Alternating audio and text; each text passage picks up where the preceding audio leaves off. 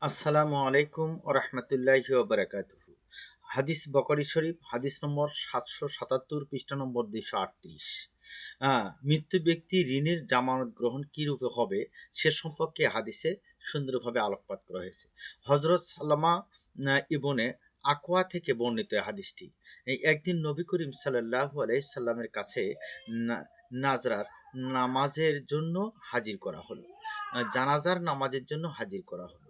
জানাজার নামাজের জন্য হাজির করা হলো। জিজ্ঞাসা করা হয়েছিল, তার কোনো দেনা আছে?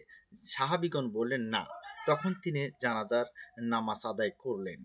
তারপর আর একটি জানাজার উপস্থিত করা হলে তিনি জিজ্ঞাসা করলেন, এর কি কোনো দেনা আছে?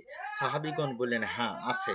তিনি বললেন, তোমাদের সাথীদের জানাজা তোমরাই আদায় করে নাও।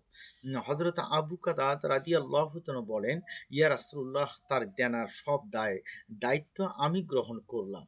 তখন তিনি তার জানাজার নামাজ আদায় করেছিলেন।